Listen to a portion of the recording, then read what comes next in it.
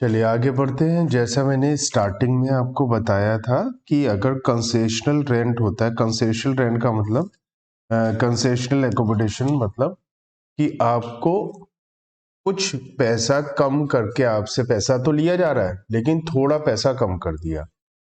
तो आपसे अगर 5,000 रुपये का रूम है या घर है और आपसे 5,000 की बजाय 1,000 रुपये 2,000 रुपये ले रहे, तो एम्प्लॉई एम्प्लॉयर को कुछ पेमेंट कर रहा है। तो मैंने स्टार्टिंग में कहा था कोई भी परक्विजिट है हम उसकी वैल्यूएशन ऐसे करते हैं कि ये फ्री में मिल रही है और जो भी एम्प्लॉई एम्प्लॉयर को पेमेंट कर रहा है वो उस परक्विजिट की वैल्यूएशन में से माइनस हो जाता है। When employee gives some rent to his employer for the accommodation provided by employer, then it is called accommodation at concessional rent. The value which is calculated above shall be reduced by the rent actually paid by employee to get the value of the accommodation at the concessional rent. तो जो अब तक हमने सीखा वही valuation करनी है, बस लास्ट में जो भी एम्प्लॉय ने एम्प्लॉयर को पेमेंट किया है वो अमाउंट माइनस हो जाएगी। एग्जाम्पल नंबर 8 देखते हैं। मिस्टर बी है, इन्हें 2 लाख रुपीज की बेसिक सैलरी मिलती, 2,000 रुपीज का कमीशन मिलता है और एक घर मिलता है। जो घर की फेयर रेंटल वैल्यू है 1,500 पर मंथ है। बच्चों एक बात ध्यान रखना, इसका कोई लेना देना नहीं है, इसका कोई रोल नहीं है रेंट फ्री हाउस की वैल्यूएशन में, क्योंकि ये एक्चुअल वैल्यू है जो एक्चुअल घर का किराया है और हमें उससे कोई लेना देना नहीं है। मैंने पहले भी आपको बताया था कि हम घर की एक्चुअल वैल्यूएशन नहीं कर रहे, हम as per income tax rule valuation वो कर रहे हैं जो टैक्सेबल हो। फेयर रेंटल वैल्यू का कोई रोल नहीं है अनटिल अनलेस कि ये बोल रखा हो कि एम्प्लॉय ने किराए पे लिया और किराया नहीं दिया और फेयर रेंटल वैल्यू दी है, तो हम मानेंगे कि भैया फेयर रेंटल वैल्यू ये है तो यही किराया होगा। फेयर रेंटल वैल्यू मतलब आसपास के एरिया में हमारे जैसा घर कितने रुपए पे किराए पे दिया जाता है। एम्प्लॉय ने डिसाइड किया कि वो 300 रुपए काटेगा एम्प्लॉय की सैलरी में से, तो हमें वैल्यूएशन ऑफ हाउस करना। देखो सैलरी दे रखी है 2 लाख, यहाँ पर ये नहीं बताया कि ये मंथली है या एनुअल है, तो हम ये मानते हैं कि एनुअल है क्योंकि पर मंथ तो लिखा नहीं है। 2,000 रुपए का कमीशन है। हमने पढ़ा था कि सैलरी रेंट फ्री हाउस के लिए सैलरी का मीनिंग स्टैंडर्ड सैलरी नहीं होता, कुछ डिफरेंट होता है। All taxable values monetary value आ जाती है तो कमीशन भी आ जाएगा, ऑल टैक्सेबल अलाउंसेस आ जाएंगे। तो हमारा जो गाजियाबाद में है, ये गाजियाबाद ऐसा शहर नहीं है जहाँ 25 लाख से ज्यादा की पॉपुलेशन हो, तो इसका मतलब हम ये मान सकते हैं कि यहाँ पर 10 लाख से 25 लाख के बीच में है तो हमें 10% की वैल्यूएशन करनी है। तो वैल्यूएशन हो जाएगी हाउस की, रेंट फ्री हाउस की वैल्यूएशन हो जाएगी सैलरी जो है 2,02,000, इसका 10% 20,200 माइनस कर देंगे rent taken by employer. Employer ने जो रेंट लिया है एम्प्लॉय से 300 पर मंथ लिया है, 3,600 हो गया, तो 16,600। ये जो वैल्यू आ गई ये वैल्यूएशन आ गई ऑफ टैक्सेबल परक्विजिट, ये टैक्सेबल हो जाएगा क्योंकि टैक्सेबल क्या होगा, जो आपको बेनिफिट हुआ है। तो बेनिफिट हुआ था 20,200 का, जिसमें से 16,600 रुपीज टैक्सेबल हो जाएगा क्योंकि 3,600 की तो आपने पेमेंट करी थी। एक और एग्जांपल करते हैं इसको समझने के लिए। मिस्टर सी है, डी लिमिटेड में काम करते हैं और इन्हें 7 साल हो गए काम करते हुए। 1 फेब से इनकी जॉब लगी थी और जो इनका पे स्केल था वो था 8,500 14,000। इन्होंने ई लिमिटेड को ज्वाइन किया है 4 साल पहले 1 अगस्त को और पे स्केल था इनका 3,200, 4,300 एंड 5,800। डी लिमिटेड ने रेंट फ्री हाउस दिया है 1 जुलाई को। 1 जुलाई प्रीवियस ईयर से इन्हें रेंट फ्री हाउस मिलता है। बेसिक सैलरी के अलावा इन्हें सी से 300 रुपये पर मंथ के हिसाब से डीए भी मिलता है, चिल्ड्रन अलाउंस मिलता है। हमें टैक्सेबल सैलरी निकालनी है, ये मानते हुए कि डी लिमिटेड 6,000 रुपये पर मंथ रेंट के लिए देते हैं। तो डी लिमिटेड का अपना घर नहीं है, डी लिमिटेड ने किराए का मकान लिया है। अगर इस बात में ये समझना जरूरी है कि अगर एम्प्लॉय एक से ज्यादा जगह जॉब करता है, उसका एक से ज्यादा एम्प्लॉयर है। If employee is employed with more than one employer, then while calculating salary for the purpose of rent-free accommodation, salary received by employee from all such employers shall be taken together।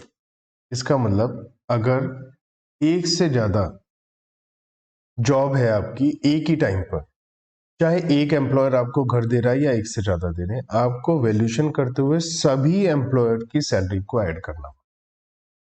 इस बात का आपको ध्यान रखना पड़ेगा। Example करते हुए, इस जगह मिस्टर सी डी लिमिटेड के यहाँ भी काम कर रहे हैं और ई लिमिटेड के यहाँ भी काम कर रहे हैं। तो हमें जब हम एग्जाम्पल करेंगे तो हमें दोनों एम्प्लॉयर की सैलरी को ऐड करना पड़ेगा। इस बात का आपको ध्यान रखना। देखिए, सबसे पहले हमें ये देखना है कि during the relevant previous year इनको सैलरी कितनी मिली है। तो हमसे पूछा है, आप बताइए टैक्सेबल सैलरी। तो कंप्यूटेशन ऑफ टैक्सेबल सैलरी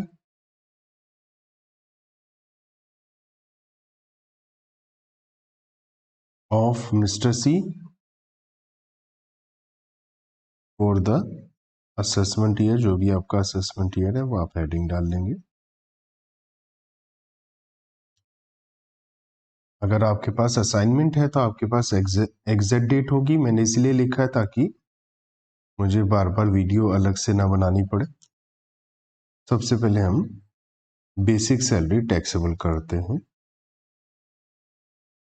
और बेसिक सैलरी डी लिमिटेड की पहले कैलकुलेट करते हैं। डी लिमिटेड पर इनका जो पे स्केल है वो है 8,500, 14,000। मैंने आपको बताया था मेथड, यहाँ से यहाँ 6,000 रुपये बढ़ रहे हैं 500 रुपये के हिसाब से। 6,000 रुपये बढ़ने में कितने साल लगते हैं?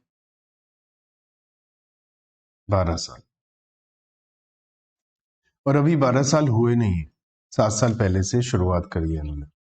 इसका मतलब हमें ये पता चल गया कि अभी 14,000 से तो कम है इनकी सैलरी। तो कितनी बार सैलरी बढ़ी होगी? तो 1 फरवरी जो हमारा रिलेवेंट प्रीवियस ईयर है उसमें 7 बार बढ़ गई होगी। तो 8,000 रुपये प्लस 500 इंटू 7, 3,500। तो 3,500 और 8,000 कितना होता है? 11,500। इसका मतलब 1 फेब से उनकी सैलरी 11,500 हो जाएगी। 1 फेब से होगी रिलेवेंट प्रीवियस ईयर में। तो 1 फेब से पहले 11,000 रही होगी इस साल। तो 1 फेब तक इनके 10 महीने हो गए। तो 10 महीने तक इनको सैलरी मिली 11,000 और फेब से इनकी सैलरी बढ़ गई तो 2 महीने के लिए इन्हें मिली 11,500 रुपये। तो टोटल कितनी हो गई सैलरी ये?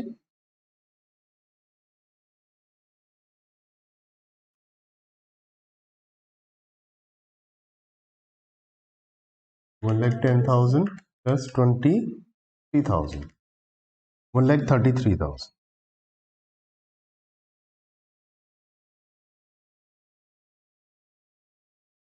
तो डी लिमिटेड से इन्हें 1,33,000 रुपीज मिले हैं। जो आपकी एग्जैक्ट डेट है, इसका एक टेक्निक होता है कि आपको अगर एग्जैक्ट डेट दी है तो आप सबसे पहले प्रीवियस ईयर का फर्स्ट फेब लिखिए, जो भी आपका प्रीवियस ईयर है उसमें से लेस कर दीजिए जो ज्वाइनिंग डेट है, जो भी आपको दिया हुआ है ज्वाइनिंग डेट, तो आपको पता चल जाएगा कितने ईयर्स आ गए। तो 7 ईयर्स आ जाएंगे। तो 7 बार बढ़ी है सैलरी आपकी, लेकिन जो 7 बार बढ़ी है सैलरी वो इस प्रीवियस ईयर में फर्स्ट फेब से बढ़ी है। तो फर्स्ट फेब के बाद में 11,500, उससे पहले 11,000। अब हम बात करते हैं ई लिमिटेड में। ई लिमिटेड में इनकी जो ज्वाइनिंग हुई है 1 अगस्त हुई है, तो आपको जो डेट दे रखी है आप क्या कर सकते हैं, 1 अगस्त जो आपको आपका ईयर है वो लिखिए, माइनस जो 1 अगस्त को ज्वाइनिंग डेट है वो लिखिए, तो आपका 4 ईयर्स आ जाए। इसका मतलब 4 बार इनकी सैलरी बढ़ गई है। 3,000 रुपए से 4 बार में 200 करके बढ़ी होगी 4,000 तक। तो ये तो 5 साल तक बढ़ी है, हमारी तो 4 साल बढ़ी है। तो 4 साल में बढ़कर 200 रुपए के हिसाब से 4 साल में बढ़ेगी तो 800 रुपए सैलरी बढ़ेगी। इसका मतलब 1 अगस्त प्रीवियस ईयर में हमारी सैलरी इसके बाद में 3,800 है और इससे पहले 3,600 रही होगी। तो ई लिमिटेड में अप्रैल, मई, जून, जुलाई 4 महीने 3,600, 8 महीने 3,800,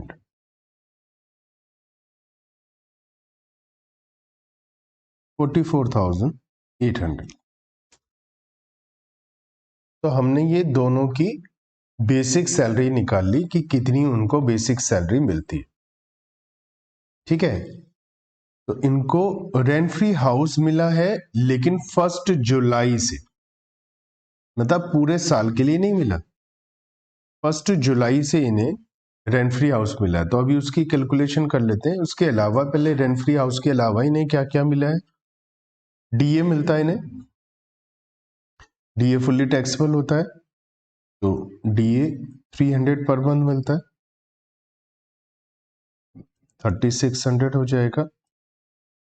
children allowance, children education allowance नहीं है, चिल्ड्रन अलाउंस है, तो चिल्ड्रन अलाउंस फुल्ली टैक्सेबल होता है।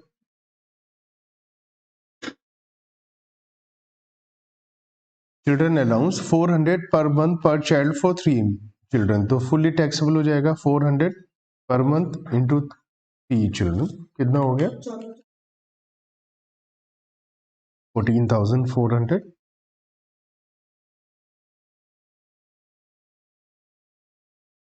अब हमें रेंट फ्री हाउस की वैल्यूएशन करनी, तो अब हम बात करते हैं वर्किंग नोट में valuation of rent free accommodation. बहुत ज्यादा अच्छा एग्जाम्पल ये क्रिएट किया था मैंने कि इसमें हम रेंट फ्री हाउस भी फर्स्ट डेट से ना दें और 2 एम्प्लॉयर हैं और साथ ही साथ उसमें बीच में सैलरी की चेंजेस हो रही। तो 1 जुलाई से हमने इसको दिया है, तो 9 मंथ्स के लिए हमें लेना है। जो ये 9 मंथ्स की सैलरी लेनी है दोनों एम्प्लॉयर की लेनी है, लेकिन बाद वाले 9 मंथ्स है। तो डी लिमिटेड के 9 मंथ्स आएंगे, तो 2 मंथ्स बाद वाले ये हैं, तो ये 7 मंथ्स आ जाएंगे। तो 7 इंटू 11,000 प्लस 2 इंटू 11,500। और ई लिमिटेड के बाद वाले 9 महीने हैं, तो 8 महीने ये है, तो 1 महीना ये रहेगा। 1 महीना 3,600 प्लस 8 महीना 3,800। अगर क्वेश्चन में ये लिखा होता कि उसको 1 अप्रैल से लेकर 31 दिसंबर तक मिलती है 9 महीने के लिए रेंट फ्री हाउस की फैसिलिटी, तो शुरू के 9 महीने लेते। हमने 1 जुलाई से उसको फैसिलिटी दी है, तो बाद के 9 महीने के लिए हमने कैलकुलेशन कर लिया। तो ये सैलरी हो गई। तो कितनी सैलरी आ गई है कैलकुलेट किया आप में से किसी ने? 7 इंटू 11,000 77,000 प्लस 23,000 पूरी 1 लाख हो गई, और 3,800 इंटू 8 प्लस 3,600 34,000।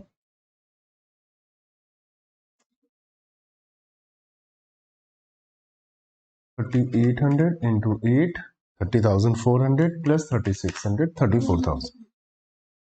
डीए हम लेते हैं स्पेशल डीए जो मैंने बताया था, which is taken as a part of basic salary as per the terms of employment.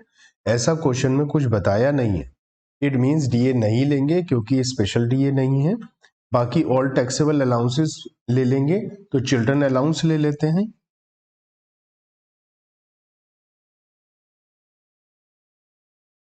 Children allowance ले लेते हैं, ये है 14,400। तो हमारे पास total salary for the purpose of rent free house हो गई 1,48,400। ठीक है, ये कहां पर हैं, किस जगह रहते हैं, ऐसा में क्वेश्चन में कुछ बताया गया है, लेकिन ये किराए का मकान है। यहाँ पर बता रखा है कि डी यूनाइटेड ने जो मकान लिया है वो 6,000 पर मंथ के हिसाब से लिया है। तो जब हमें पता है कि जब हमारा रेंटेड प्रॉपर्टी होती है तो हम लोग 15% ऑफ सैलरी और एक्चुअल रेंट जो भी कम होता है वो लेते हैं, मैंने आपको बता रखा है।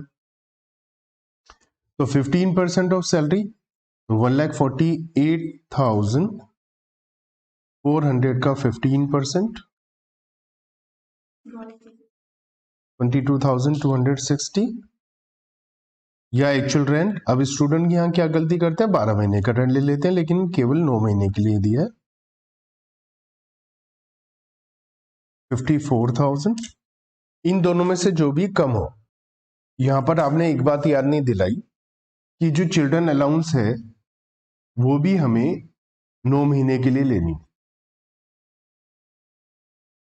अगर मैं पूरा लिख रहा हूं तो आपने कुछ भी नहीं बोला मुझे, तो हमें चिल्ड्रन अलाउंस भी 9 महीने के लिए लेना है। तो ये क्या हो जाएगा, 400 इंटू 9 इंटू 3 10,800। तो सैलरी हो जाएगी for the purpose of rent free house 144,800, और 144,800 का 15% 21,720। तो 21,720 और 54,000 जो भी कम है वो ले लेंगे। तो क्या है कम, रेंट फ्री एकोमोडेशन 21,720। ये है अगर ये फ्री में है। क्या कोई पैसा इससे चार्ज किया जा रहा है इस घर के बदले में, क्या इस घर के बदले में कोई चार्जेस लगते हैं? क्योंकि इस घर के बदले में कोई चार्जेस नहीं लगते हैं तो ये पूरा का पूरा एज इट इज टैक्सेबल हो जाएगा, और कोई फैसिलिटी नहीं है। तो इस क्वेश्चन में हमने दो बातें सीखी। पहली बात तो ये कि अगर एक से ज्यादा एम्प्लॉयर हैं तो सभी एम्प्लॉयर की सैलरी को ऐड कर लिया जाएगा। ठीक है, तो ग्रॉस सैलरी निकाल लेते हैं, 2,17,520।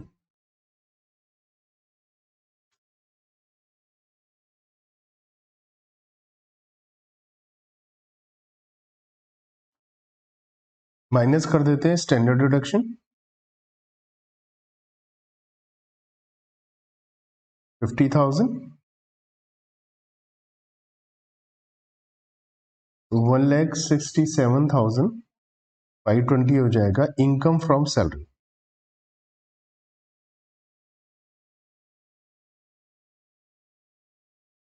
तो काफी अच्छा खासा क्वेश्चन था जिसके अंदर हमने बहुत सारी चीजें सीखी। कई बार क्या होता है कि आपको एम्प्लॉयर ने अपना घर नहीं दिया, किराए का मकान नहीं दिया, आपको किसी होटल में रुकवा दिया। लेकिन ये एक्सेप्शनल केस में होता है, जनरली तो ऐसा नहीं होता है कि आपको होटल में रुकवाया जाएगा। होटल में कब रुकवाया जाएगा, कहीं आपको 2-4 दिन के लिए भेजा तो एम्प्लॉयर आपको होटल में रुकवा देगा, है ना। अगर 6 महीने, साल, 2 साल के लिए भेजा तो होटल में थोड़ी ना रुकवाएगा ना, आप होटल में रुक सकते हैं, क्योंकि होटल में 2-4 दिन तो अच्छा लगेगा, लेकिन उसके बाद आप परेशान हो जाएंगे। तो अगर होटल में गवर्नमेंट या नॉन गवर्नमेंट एम्प्लॉय है और उसको फैसिलिटी मिली है, तो ऐसी सिचुएशन में क्या होगा, हम एकोमोडेशन, क्योंकि होटल थोड़ा महंगा होता है, तो किराए के मकान में जब हमने सैलरी का 15% लिया, होटल के केस में हम लोग 24% लेंगे सैलरी का। सैलरी का मीनिंग वही होगा, या एक्चुअल चार्जेस जो भी कम हो। तो मतलब होटल के केस में 15% की जगह 24% ले लेंगे, बाकी सब चीजें सेम रहेगी। Accommodation in the nature of service apartment, motels, guest house are also covered under this category. तो होटल, मोटल, गेस्ट हाउस वगैरह सब इसमें आ जाएगा। Salary shall be calculated for the period for which accommodation has been provided. However, nothing shall be taxable if accommodation is provided for 15 days or less in case of transfer. तो देखो, अगर आपका transfer हुआ है, आप एक शहर से दूसरी शहर में, मान लिया आप दिल्ली में जॉब करते हैं, आपके एम्प्लॉय ने आपको दिल्ली से मुंबई भेज दिया। मुंबई भेजा तो वहां पर आपको 5-7 दिन के लिए उन्होंने, जब तक आपको किराए का मकान नहीं मिल पाया या सेटिंग नहीं हो पाई, आपको होटल में 5-7 दिन रुकवा दिया। तो इसमें कोई टैक्सेबल होना नहीं चाहिए कायदे से, क्योंकि यहाँ कोई पर्सनल बेनिफिट नहीं है, तो इसलिए 15 दिन तक फ्री है, 15 दिन तक कोई टैक्स नहीं लगेगा। कुछ स्पेशल नोट्स हैं जिनको हम देख सकते हैं। क्या कि अगर फर्निश्ड हाउस होगा तो हम क्या करेंगे, ये हम पहले भी पढ़ चुके हैं कि जो हमारा फर्नीचर होगा, अगर फर्नीचर एम्प्लॉयर का अपना है तो हम उसका 10% पर एनम ऐड कर देंगे। 10% पर एनम, अगर 8 महीने के लिए मिला है तो 8/12 हो जाएगा। तो 10% पर एनम है, वो भी कॉस्ट का है, रिटर्न ऑन वैल्यू नहीं है। कई बार क्वेश्चन में हमें फर्नीचर की रिटर्न ऑन वैल्यू दे देते, तो कॉस्ट का 10% है। और जो एक्चुअल रेंट है, अगर किराए का मकान है, किराए का फर्नीचर है, सॉरी किराए का फर्नीचर है, तो ऐसी सिचुएशन में एक्चुअल रेंट ले लेंगे। तो यहां पर कंपैरिजन नहीं है, जैसे घर में, घर किराए का है तो कंपैरिजन होता है ना, 15% ऑफ सैलरी और rent which ever is less. Furniture के लिए कंपैरिजन नहीं है, फर्नीचर या तो अपना होगा या किराए का होगा। अगर कुछ फर्नीचर अपना है तो जितना अपना फर्नीचर है उसका 10%, कुछ फर्नीचर किराए का है तो उसका किराया वो ले लेंगे। फर्नीचर का मतलब क्या होता है, टीवी, फ्रिज, वॉशिंग मशीन, ये सब होता है। जब हम रेंट फ्री हाउस की वैल्यूएशन करेंगे तो सैलरी को ड्यू बेसिस पर लेंगे। ड्यू बेसिस का मतलब ये है कि अगर आपको 12 महीने के लिए घर मिला है, तो हो सकता है आपको 12 महीने की सैलरी ना मिली हो, अभी 2 महीने की आउटस्टैंडिंग हो, उससे कोई लेना देना नहीं है, हम 12 महीने की सैलरी लेंगे। अगर हमने एडवांस सैलरी ले ली है, अगले साल की 2-3 महीने की एडवांस सैलरी ले ली है, तो उसका मतलब ये नहीं है कि 15 महीने की सैलरी पे हम रेंट फ्री हाउस की वैल्यूएशन करेंगे, नहीं। रेंट फ्री हाउस की वैल्यूएशन हम उतने समय की करेंगे, जितने सैलरी उतने समय की लेंगे जितने समय के लिए आपको घर मिला है। अगर 8 महीने के लिए मिला है तो 8 महीने की सैलरी लेंगे, वो भी उसी 8 महीने की सैलरी। 12 महीने के लिए तो 12 महीने, चाहे आपको सैलरी मिली है नहीं मिली, उससे कोई लेना देना। तो सैलरी हम ड्यू बेसिस पर लेंगे उस पीरियड के लिए जिस पीरियड के लिए आपको घर मिला है। अगर घर कुछ पार्ट के लिए मिला है तो सैलरी को प्रोपोर्शनली उसी पार्ट के लिए लेंगे। अगर सैलरी, अगर इंक्रीमेंट बेसिस पर साल के बीच में कोई सैलरी में इंक्रीमेंट हुआ है, फिर तो हमें हिसाब अलग अलग लगाना पड़ेगा, जैसे मैंने अभी एग्जांपल कराया था। लेकिन अगर मान लिया सैलरी का कोई चेंजेस नहीं है, पूरे साल सैलरी हर महीना एक जैसी है, तो आपको फिर तो पूरा अलग अलग ऐसे टेंशन लेने की जरूरत नहीं है। टोटल मारो, 12 महीने की सैलरी है, डिवाइड बाय 12 इंटू जितने महीने के लिए, 8 महीना 4 महीने, तो आराम से प्रोराटा बेसिस पर आपकी सैलरी आ जाएगी। Member of his household, rent free accommodation can be provided to employee or any member of household, and member of household would include spouse, whether dependent or not, children and their spouse, whether dependent or not, parents and servants, other dependents। तो कई बार क्या होता था, employee के ऊपर tax ना लगे तो एम्प्लॉई कहता था, आप मेरे ये मत दिखाओ कि आप मुझे घर दे रहे हो, ये दिखाओ मेरे पापा को घर दिया आपने। तो एम्प्लॉयर अपने एम्प्लॉय के फादर को क्यों देगा घर रहने के लिए? तो एक्चुअली वो सैलरी ही है। तो इसलिए चाहे फैमिली मेंबर हो, चाहे डिपेंडेंट हो, ना हो, उसके भाई बहन नहीं है, चिल्ड्रन है, और चिल्ड्रन के स्पाउस भी हैं, पेरेंट्स भी हैं, इवन सर्वेंट है एंड अदर डिपेंडेंट्स। तो अदर डिपेंडेंट्स में भाई बहन भी आ जाएंगे अगर वो डिपेंडेंट्स हैं तो। लेकिन पेरेंट्स, चिल्ड्रन, स्पाउस में डिपेंडेंट नॉट डिपेंडेंट दोनों इंक्लूड है। इसका मतलब अगर उसकी स्पाउस जॉब भी करती है और उसको कर दिया तो भी वो टैक्सेबल है। Accommodation at special sites. देखिए, ऐसा हुआ कि आपका एक ऐसी जगह ट्रांसफर हो गया जहां दूर दूर तक कोई नहीं है, बैकवर्ड एरिया है, ट्राइबल एरिया है, बहुत ही स्केड्यूल, मतलब ऐसा एरिया है जहां पर कुछ भी फैसिलिटी अवेलेबल नहीं है। तो वहां पर घर आपको जो मिल रहा है वो फैसिलिटी नहीं है, वो तो मजबूरी है आपको, भैया वहां कुछ है ही नहीं रहने को, तो आपको तो मकान मिलना ही चाहिए। तो अगर स्पेशल साइट में आपको मिला है, जैसा माइनिंग में काम करते हैं, ऑयल एक्सप्लोरेशन साइट होती है, तो ये पता है शहर से कई किलोमीटर दूर होती है, यहाँ पर कुछ नहीं होता है। पावर जनरेशन साइट है, डैम साइट है, रिमोट एरिया है, तो फिर इस पर कोई टैक्स नहीं लगेगा, रेंट फ्री हाउस फ्री हो जाएगा। रिमोट एरिया का मतलब है ऐसा एरिया जहाँ पॉपुलेशन 20,000 से कम हो, और वो 20,000 की पॉपुलेशन भी कम से कम 40 किलोमीटर तक आपका एरिया ऐसा है जहाँ 20,000 से कम पॉपुलेशन है। उस 40 किलोमीटर के एरिया में भी लोग नहीं रहते, ज्यादा लोग नहीं रहते, तो उस सिचुएशन में आपको घर मिला है तो उसमें जीरो अमाउंट टैक्सेबल होगा, कुछ भी टैक्सेबल नहीं होगा। अगर आपको 2 घर मिल गए तो क्या होगा? एक से ज्यादा घर भी आपको मिल सकता है।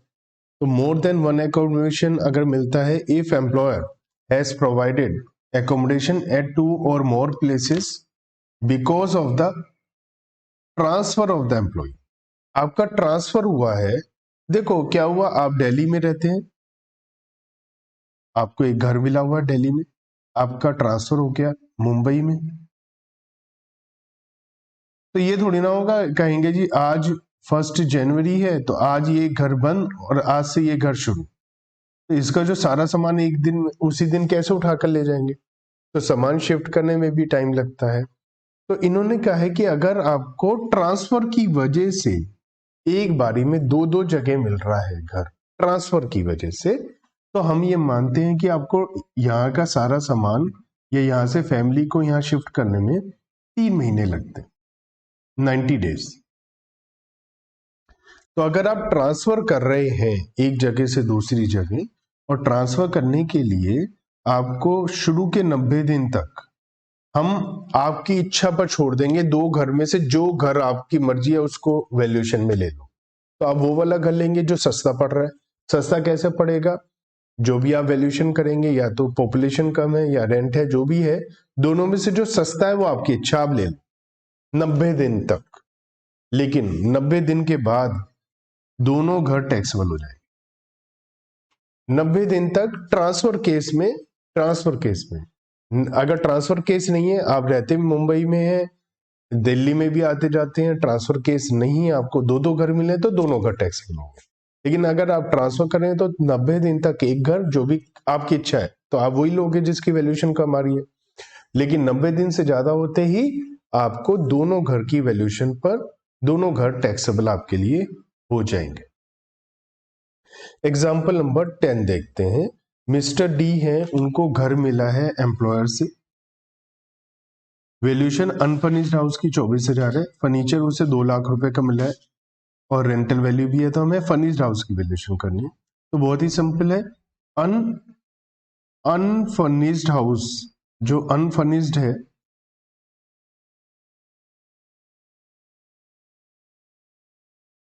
अनफर्निश्ड की हाउस की वैल्यूएशन लो।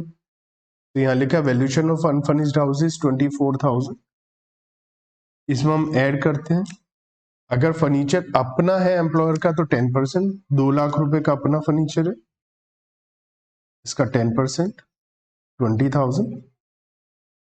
और अगर किराए का लिया है तो लिखा है 2 एसी किराए के लिए हैं, और एक एसी का किराया rental value of which is 2 AC है, rental value of which is 1,000 per month. पर एसी नहीं बोला, बस 1,000 पर मंथ बोला। तो इसका मतलब 1000 के हिसाब से 12 महीने का 1200 रुपये ये भी टैक्सेबल हो जाएगा। तो कितना हो जाएगा 45,000 सॉरी 12,000, तो ये हो गया 4456।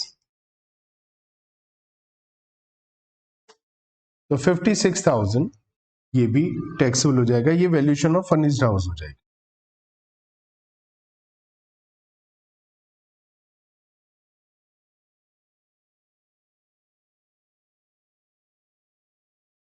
क्वेश्चन नंबर 25 आप करिएगा, और इसमें कोई कंफ्यूजन होगी तो देखेंगे। इसके बारे में हमने बात कर ली कि मोर देन वन एम्प्लॉयर अगर है, एक से ज्यादा एम्प्लॉयर है, तो सभी एम्प्लॉयर की सैलरी को ऐड कर लिया जाएगा।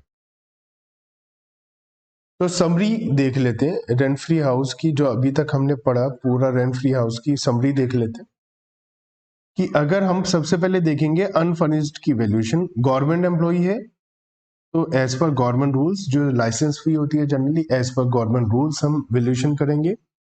नॉन गवर्नमेंट एम्प्लॉई है तो हम देखेंगे अगर एम्प्लॉयर का अपना घर है तो पॉपुलेशन देखा जाएगा up to 10 lakh 10.5% of salary. 10 lakh से ज्यादा है तो 10 लाख से ज्यादा या अप टू 25 लाख तो 10% of salary, more than 25 lakh तो 15% ऑफ सैलरी। यहाँ सैलरी का मीनिंग क्या है? Basic salary, special DA, bonus, commission, fees, all taxable allowances, any other cash payment, और क्यूजिट नहीं लेंगे। और अगर मकान अपना नहीं है एम्प्लॉयर का तो 15% ऑफ सैलरी या हायर चार्जेस जो भी कम हो। अगर रेंट फ्री हाउस फर्निश्ड है तो गवर्नमेंट हो या नॉन गवर्नमेंट, अनफर्निश्ड की जो हमने वैल्यूएशन सीखी इसमें 10% ऑफ कॉस्ट ऑफ फर्नीचर और हायर चार्जेस ऐड कर दिया जाएगा। सैलरी हमें एक्रूअल बेसिस पर लेनी है। अगर एक से ज्यादा एम्प्लॉयर है तो सबकी एम्प्लॉयर की सैलरी ऐड करना है। ट्रांसफर के केस में 90 दिन तक 2 घर में से एक घर ही टैक्सेबल होगा, जो भी कम होगा।